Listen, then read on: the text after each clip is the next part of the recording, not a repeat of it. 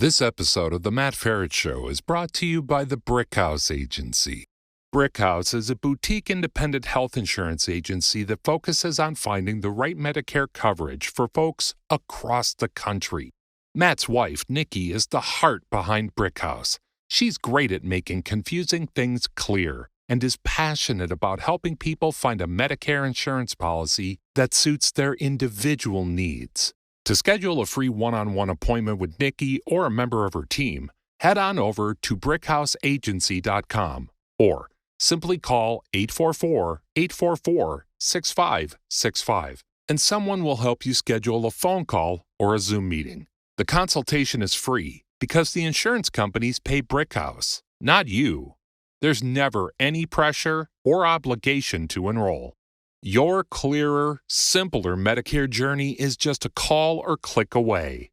BrickhouseAgency.com. Not affiliated with or endorsed by the government or federal Medicare program. Contacting Brickhouse Agency, LLC will direct you to a licensed insurance agent. Hello everyone, this is Matt Feret, author of Prepare for Medicare and Prepare for Social Security Insiders Guidebooks and online course training series. Welcome to another episode of the Matt Feret Show, where I interview insiders and experts to help light a path to successful living in midlife, retirement, and beyond.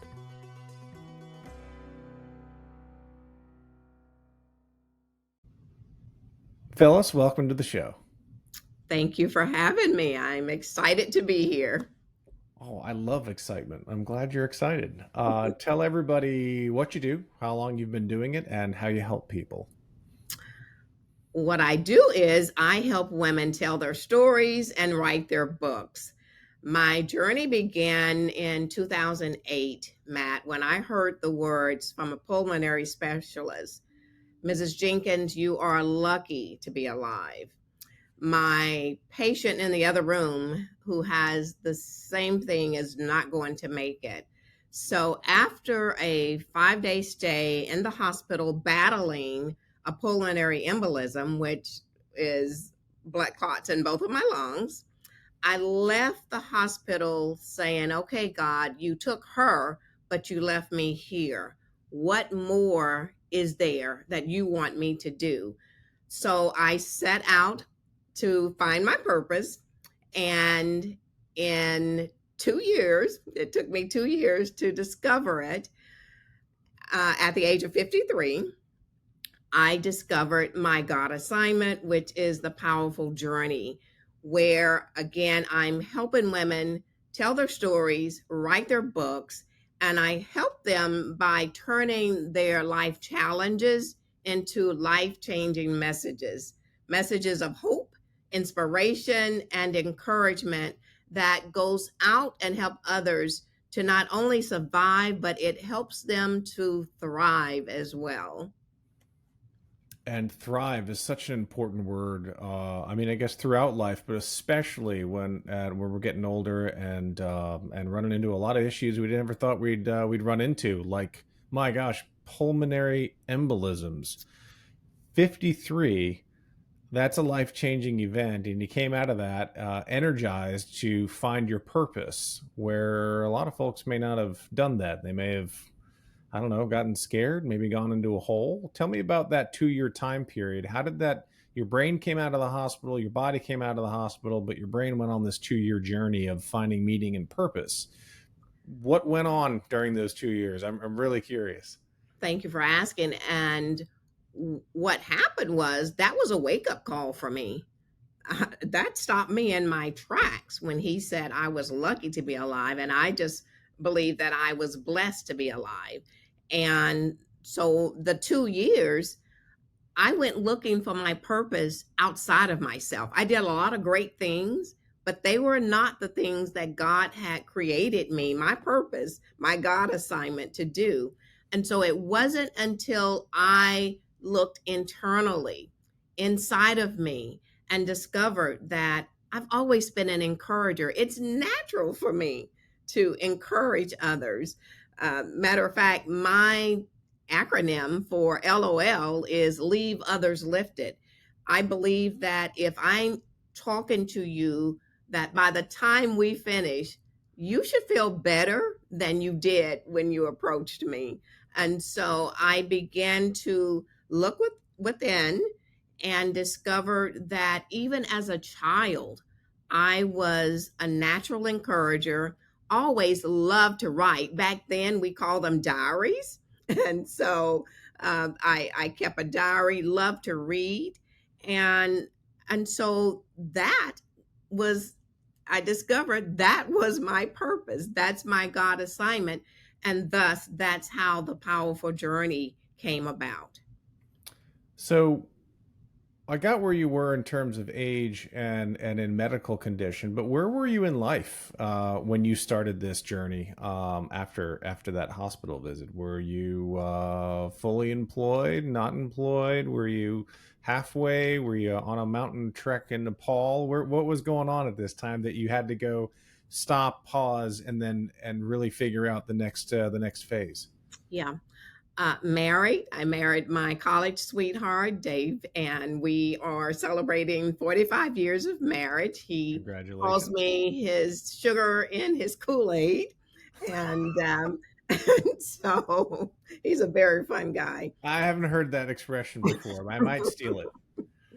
Um, and so at that time, I was working as a speaker with the Baptist General Convention of Texas, where we traveled and helped smaller churches to launch their women's ministries and their women's Bible studies. And so I was very busy doing some great things. We have two daughters, and they were still in school, one high school, one elementary, and life was good. Life was very good. And then all of a sudden that happened.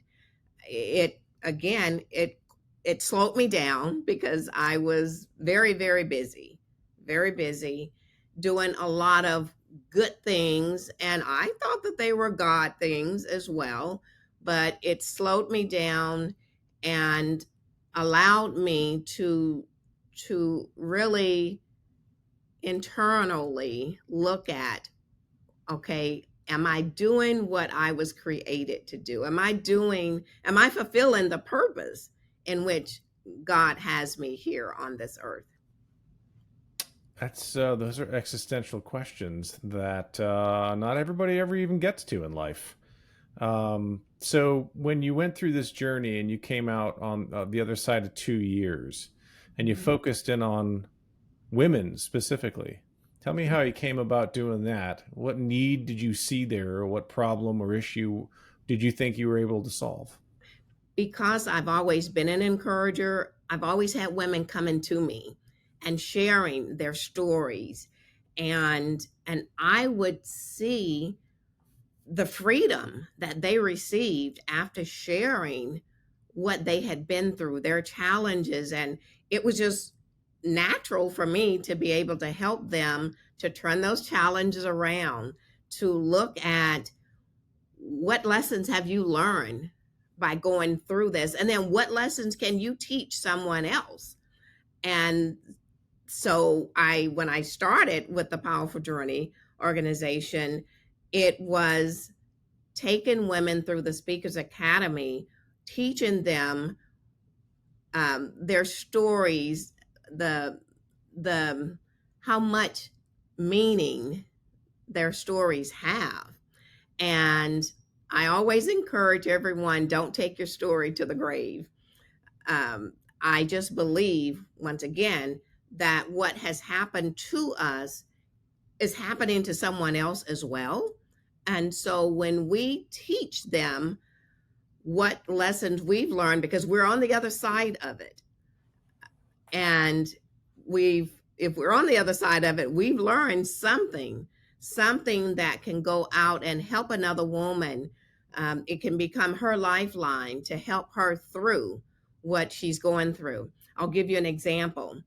Fran stood on stage at our annual Powerful Journey Women's Conference, and she shared her going through becoming a widow early in her marriage with 3 small children.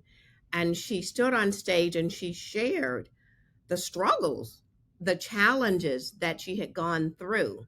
But then she also shared how she was on the other side of that and how God had taken her through those stages, and how she was doing much better.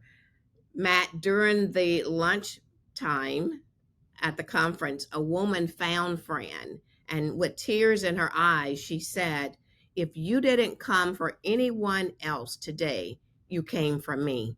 She said, "I lost my husband 2 years ago, and my family, my friends, even my church family are all saying it's time for you to move on." And she said, "I am struggling. I've even contemplated suicide." And so outside of the conference, she and Fran got together. Fran became a support system for her, and that woman is now thriving. And so those, when I hear and when I see instant impacts from what one sharing their story does, it just fuels me and makes me want to just continue and go further and further. I'm on a mission to help 100,000 women to tell their stories, and we also write their books. You know, I guess I've heard it said, and I've probably said it a million times myself, you never really do know what's going on in someone's personal life. You never really know, because on the outside, or even if you work with them or you're friends with them, and you might get a taste, boy, sometimes those floodwaters open and sometimes they don't. You must have found a lot of examples over the time that really provided continued inspiration for you, just like that story that, ooh, there's something there. When did you know there's something there that you needed to work on? Was it right after that you started it after 2 years, or is it just over time, over and over, you're getting these stories of people going, I'm so glad you're asking me to tell people stories because it's resonating?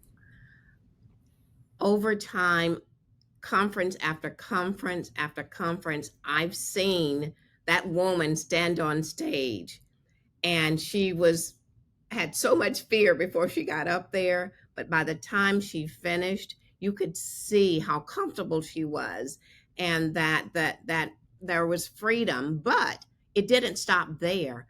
I looked at the women sitting in the audience, and I could see that they were relating to what she said, and how they were clapping and nodding their heads. And then after it was all over, I always received testimonials from those women saying, "Thank you, thank you, thank you for doing that. I thought I was the only one going through this particular situation."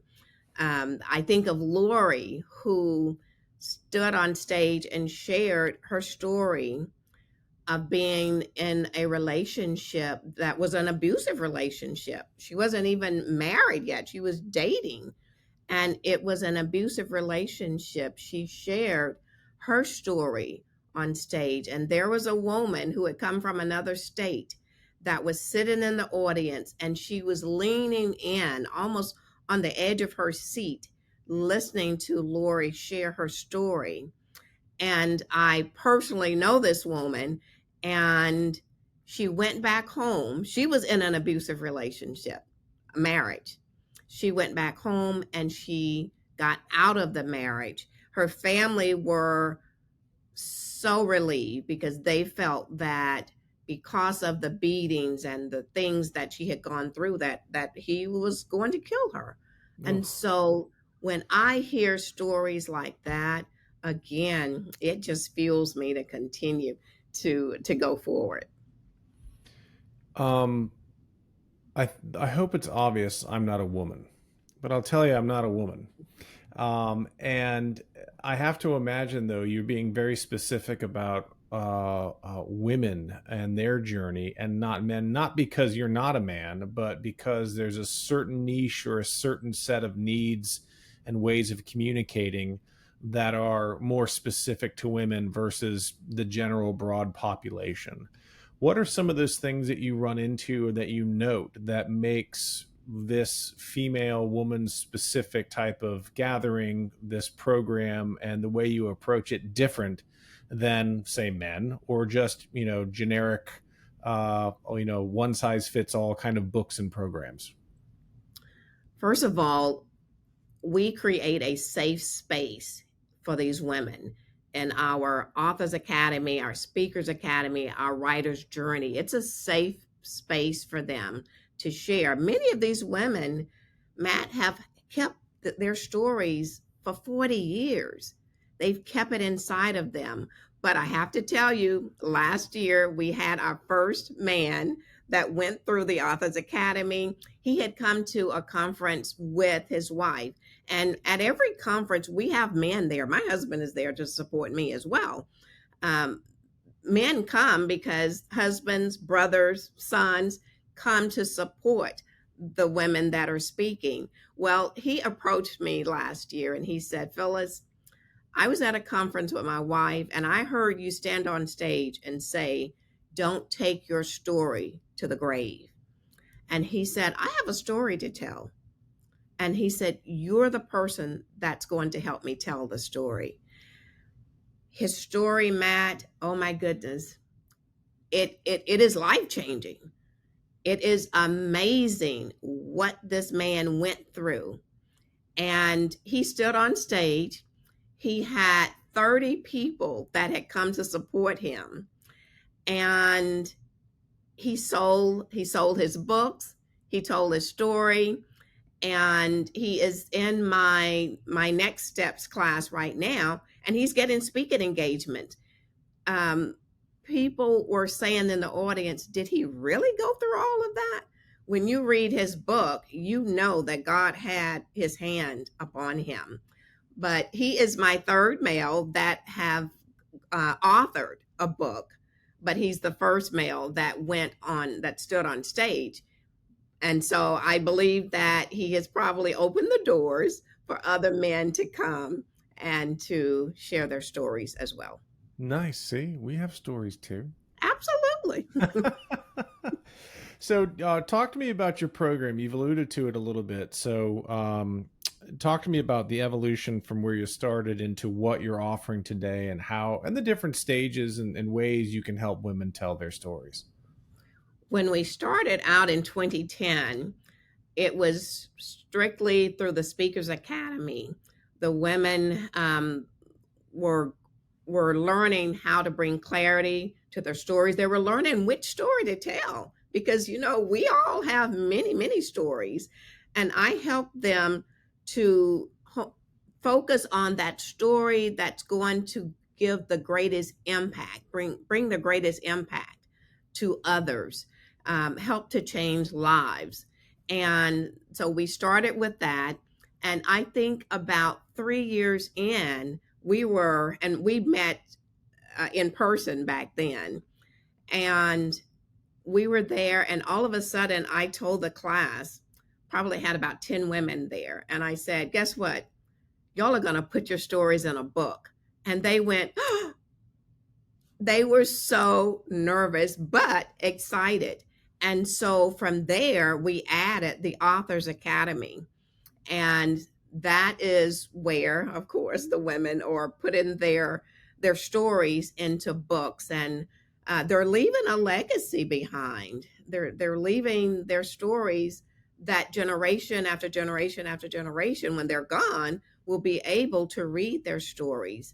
From there, I started the Telling Our Stories anthology, where there were some women that just wanted to tell their story and it wasn't enough to go in a book. And so we launched the Telling Our Stories anthology, volume 1, which was amazing in that we sold 101 books in 16 days on Amazon. So it was, wow. It was a great success, so much so that we launched volume 2, which I have a picture of it here. This is volume 2. And in the back of volume 2, I have a section titled 513 years of wisdom. The reason is there are women that I interviewed that are at the ages at that time, which was a year ago, and I'm going to look at my sheet here to make sure I don't miss their ages. 82, 76, 79, 87, 90, and we had a lady that was 99 years old who turned 100 last year. They told their stories, and those that could travel came to the conference and stood on stage and shared their stories. Miss Ada came all the way from Michigan. I'm in Texas. She came from Michigan to tell her story, and she is now in the Authors Academy writing her book. We also launched this year the Writer's Journey community, which is a community where we meet every Monday via Zoom. All of my classes now are virtual because we have women from New York, from New Jersey, Chicago, Florida, Louisiana, and different parts of Texas. And so this particular group meet every Monday night. And on one Monday night, we have our teachings. And then on the next Monday night, it's called our Writer's Sanctuary. So they actually write. We go off camera, we write, and then they come back. We discuss what they've written, or we have the hot seat question, but it is just amazing. It has grown into a close community of sisterhood. I mean, it has just been amazing. So in addition to, presenting and telling your story live, either in person or over Zoom, Mhm. you've taken the step and you're asking people to write them down. And write them down for, I guess, all of time, right? I mean, the words will go away, maybe the videos will get lost, but the books have been around a real long time. Why is it so important that that you capture, or you encourage people to capture their stories for future generations? I believe that the generations after us need to hear our stories from us. No one can tell your story like you can. And so if you're gone, they would have to hear it from others. But if you put it in a book, it's there. I have one woman who came, Sherilyn is her name. Her mother had been writing a book for over 10 years and she didn't finish it. On her deathbed, she asked Sherilyn, would you please finish my book? And that is what she did. And the title of the book, and I have it here, is Quiet Anger and Hidden Shame. And it is... What an assignment. Yes. Golly, a deathbed assignment on that topic? That's a that's Yes. that's not a book about flowers in my backyard. That's a little heavy to get an assignment like that. It was very heavy, and there were many tears shed as she went through her mother's manuscript and she finished the book. But she kept her promise to her mother. Wow. Yeah, I thought you were going to say something. I don't know where I was going with it, but I wasn't going that heavy. That's a big deal, but it was obviously important enough to her mother to ask her on her deathbed to do it, and therefore important enough to her to finish it. Yes. Yep. Yes. Yes. So what now? How big is your community, and where are you going next? I mean, this thing's been going strong for 13 years, and it sounds like it's been growing, and it has different iterations of it. And where are you taking this thing next? How else are you going to get the word out besides the Matt Feret Show? What's next? Well, I do have shamelessly self-plug my own show. I've never done that before, so I It's might okay. edit that out, but I did it. Sorry. It's fine. It's okay. I was on a podcast yesterday, someone else's podcast as well. I have my own podcast where this is another platform where these women can come and tell their stories. And so they're excited about telling their stories and getting it out. Where I see this going in the future is taking the conferences on the road. We had started doing that before the pandemic hit. We had started. We've been to Oregon. We've gone to Louisiana. I even got an invitation and the opportunity to share powerful journey with women in Paris, France. And so Wow. I've kept in touch with those women, and so I see us taking it on the road, but I'm also beginning to write courses because I know that everyone don't want to sit and go through a class. They like to do it self-paced. And so I am working on a course that will help them to do that. I believe that we will have facilitators, not just in other states, but in other countries that can carry on the work that we're doing here and continue to help women and a few men tell their stories and write their books. Awesome. It has to. It almost seems like this is group mentorship a bit.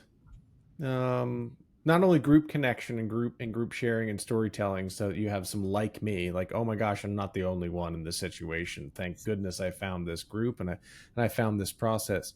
But I have to imagine there is a little bit of mentorship going on. Different experiences, people, different ages.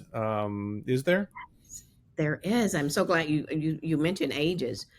Sarah stood on stage. Matter of fact, she had come to one of the coaching sessions, a one-on-one coaching session that I was having with her mom, and she sat in the room doing her homework.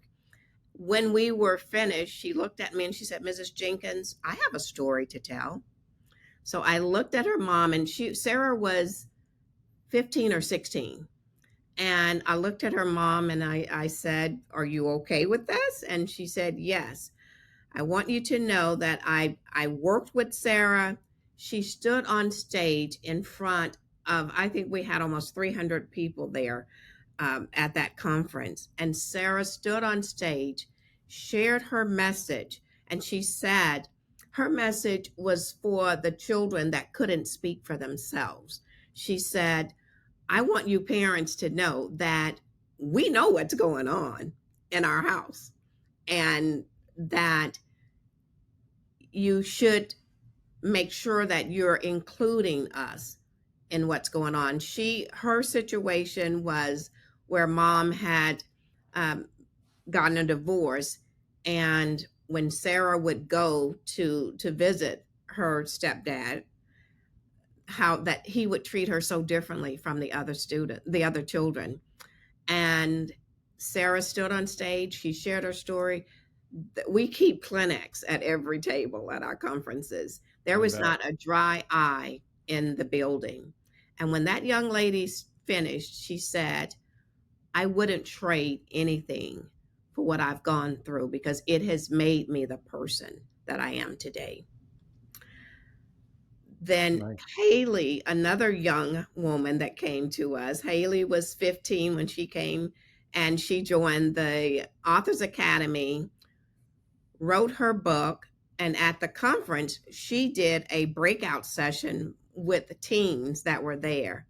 And I have a picture of her book, and it was about her being the only African American in her class and how being different and how the girls wanted to touch her hair and how she was treated differently. At the end of Haley's workshop, I watched those girls go around her and they all gave her a hug, and they were like, "Haley, we had no idea you felt like that." And so, again, Matt, I have story after story after Yeah. story Yeah. of how their stories have gone forth, and it has caused instant impact, instant made a difference right away in the lives of others. And that's what I believe that I've been called to do. Well, it sounds like that call is resonating across the country and even the world, ages 15 to 100. My word. This is really cool stuff you're doing. And it's not out there a whole lot. In other words, it's, doesn't get, doesn't this type of positivity doesn't get the coverage it really deserves in this type of community. All we hear about is how divided we are, and how many divorces we've going through post COVID, and how many broken things are out there. There are a lot of really cool, interesting things going on and building and thriving, and I'm glad to hear about one of them. Phyllis, thank you so much for doing this. Are there any questions or topics I didn't ask of you about that I should have? There's just one thing I want to leave with your audience today. At every conference, we have what I call the Powerful Journey mantra. And I have everyone stand and they partner with someone that they didn't come with. And they repeat the mantra, and I'm going to read it to you. You know my name, but not my story. You see my smile, but not my pain. You know my name, but you don't know my story. So please don't judge me. Don't judge my life. Don't judge my past. Walk in my shoes. Walk the path that I have traveled. Live my sorrows. Live my doubts. Live my fear. Live my pain. And live my laughter. Remember, everyone has a story that can be turned into a life-changing message. Now go tell your story. Phyllis, thanks for being on the show. Thank you so much for having me.